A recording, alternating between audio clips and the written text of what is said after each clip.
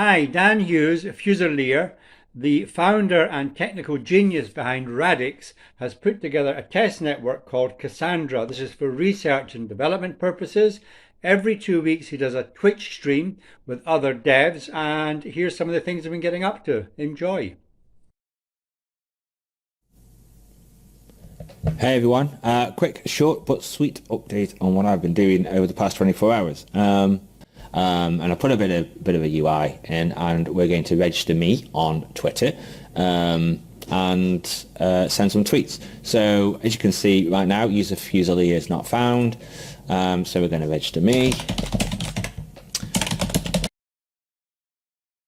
We're going to punch register. Now I need some middle bits, I need spinnies and things to say when this is done. So at the moment it's a little bit of a manual process. I'm going to just go to check over here, and that'll tell me when this is in there. Really, there'll be a box there saying registering, and when it's done you'll get a confirmation. It should now be there. Fusilier, there's me.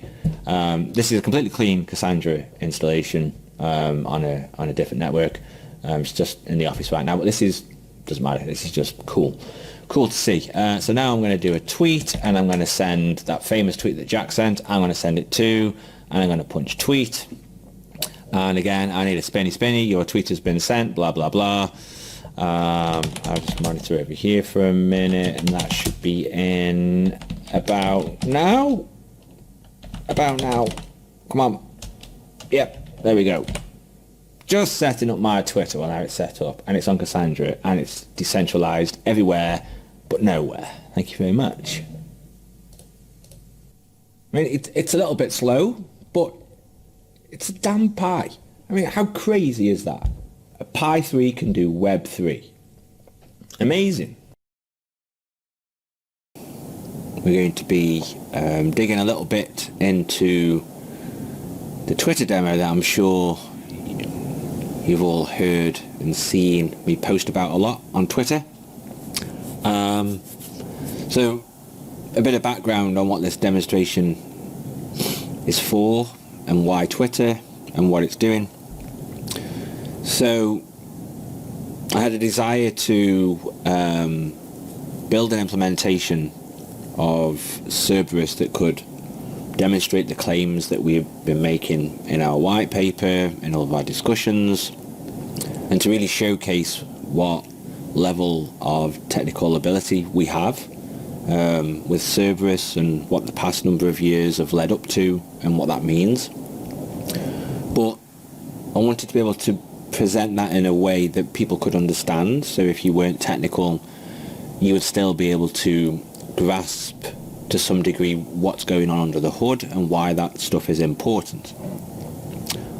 So I was looking around for some ideas on demonstrations to use, and Twitter seemed like a really good one for a number of reasons. So there's a ton of data that you have in Twitter. There's 300 million users. However many tweets a second go through. I think it's 6,000 tweets a second on average. So there's a lot of data there. So that was important, so that we could showcase that an implementation of Cerberus is able to handle really large, big data sets and be able to handle them with ease, right? So there's no real bottlenecks in putting all of this data into the network, so long as you have a network of sufficient size. And also to be able to ingest this data, these tweets, and basically replay tweets and conversations and likes and all that kind of stuff, to be able to replay them in order as they happened on Twitter, and do them at a fairly high rate of throughput. So, I'm talking 5,000-10,000 tweets per second going through the Cassandra implementation of Cerberus. It's quite crude. You can't do like complicated things like join searches and unions and all that kind of stuff, but I can just simply search for Elon Musk. And there he is.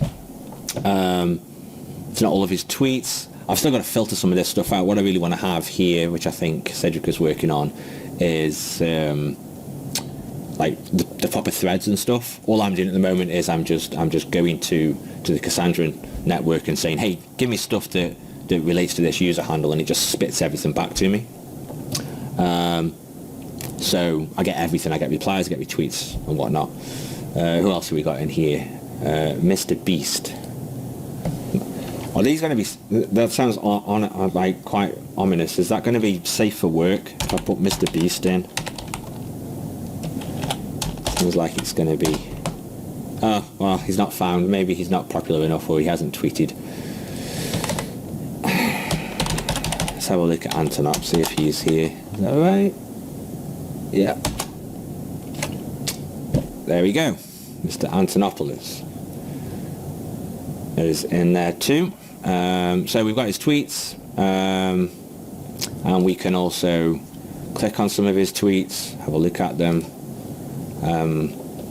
A lot of these tweets that I click on, because the data set that I've pulled in for this demo is quite small in comparison to how much data goes through Twitter, most of them won't have any retweet counters or likes in the thread or reply messages and stuff like that.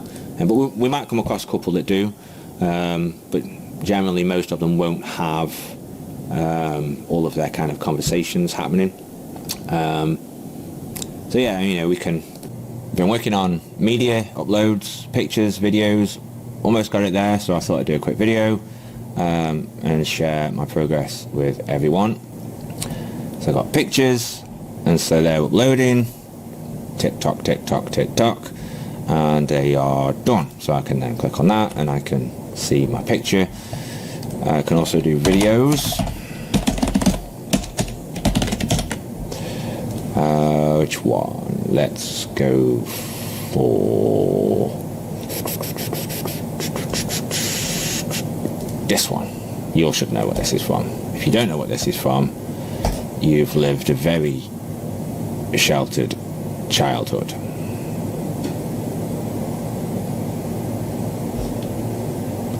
Takes a while to do the video encoding, but you know, Merry Christmas, you filthy animal.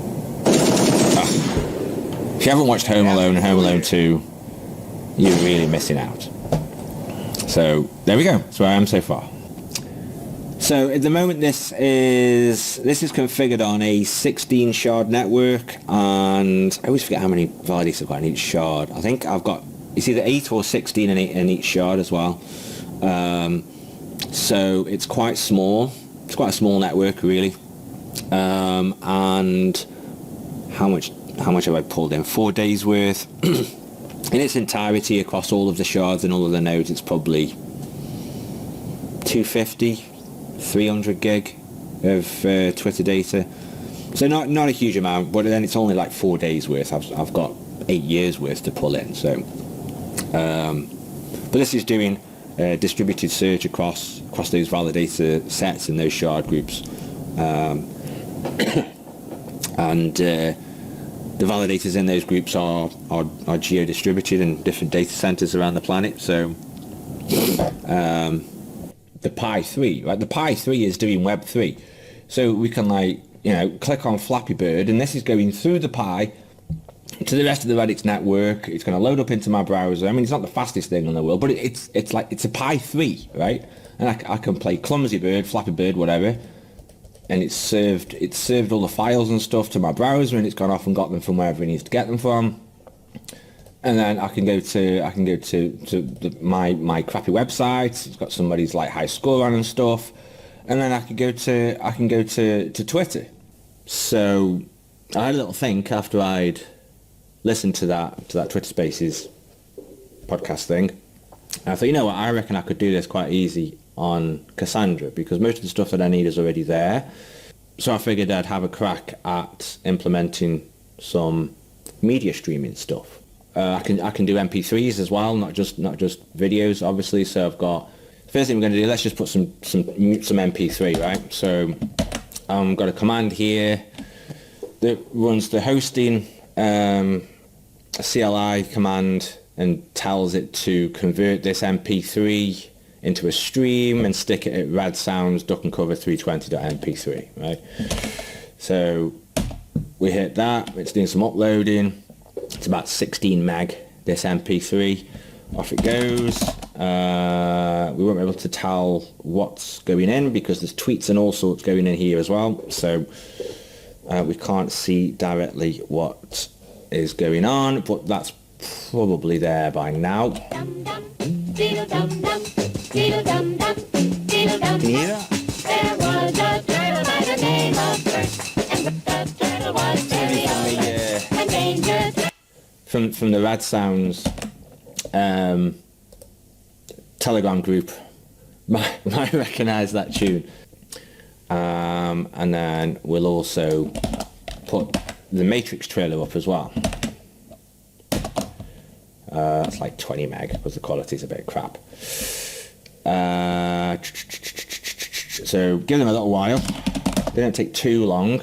And let's go back to this. Now if I go here, we should hopefully have... in a minute, hold on, it's taking its time. I must be missing a chunk somewhere. There we go.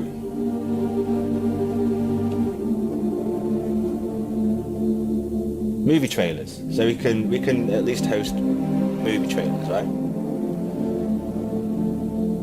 And you can do skits. That was a bit of a pain in the ass to do, actually. Have you ever had a dream? Skip the non-profit area at the start. A human being put air. Everyone who has fought an agent has died. But there you go. And then here's the other one that I just put up, which is another favourite movie of mine. It's got some weird preview thing on it. I'm not sure what that's about. Where are you? Here we go.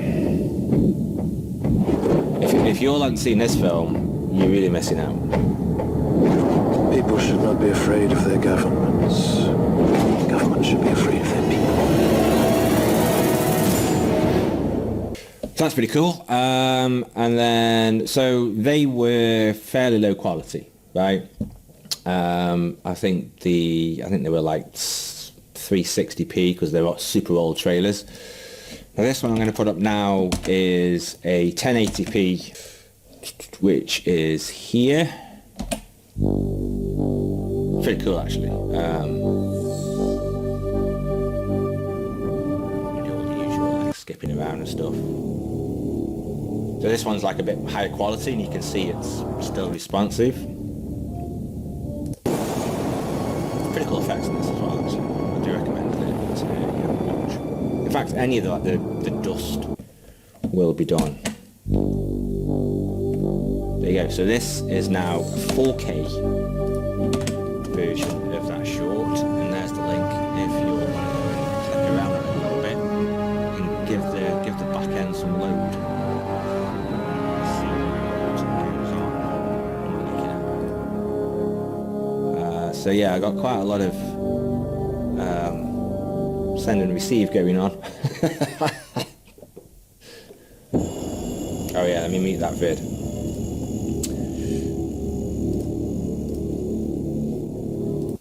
So this is playing. Are you guys? Is it working for you guys? That link?